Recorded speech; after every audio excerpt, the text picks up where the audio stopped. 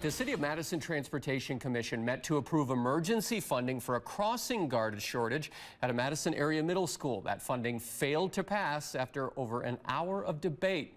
Thanks for joining us at 10. I'm Mark McPherson. And I'm Maria Lizignoli. Now, the loss of these crossing guards is a direct result of the Madison Metropolitan School District changing up those start and dismissal times for some of its schools. NBC 15's Tyler Peters joining us in the newsroom. Tyler, one parent tells you the crossing guards were just suddenly taken away earlier this week. Yeah, the parent I spoke with says he was aware the district was changing start and dismissal times, but when the changes went into effect this week, he and other parents at O'Keefe Middle School quickly learned there'd be no more crossing guards.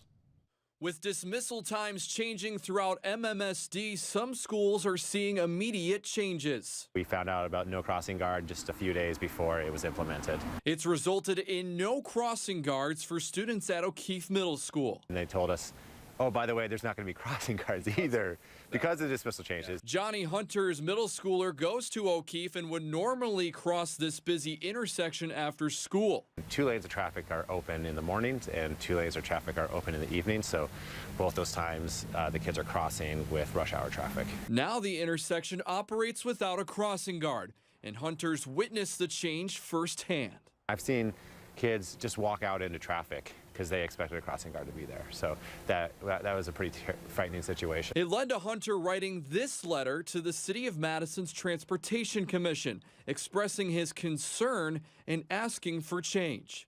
The current crossing guard program needs to be reevaluated. The crossing guards are provided by the City of Madison and mostly focus on helping elementary schools.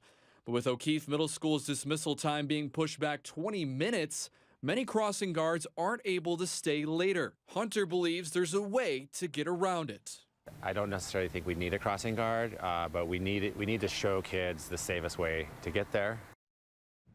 MMSD board members were on the Transportation Commission's meeting this evening, and we reached out on how they plan to address concerns over crossing guards. We have not yet heard back. In the newsroom, Tyler Peters, NBC 15 News.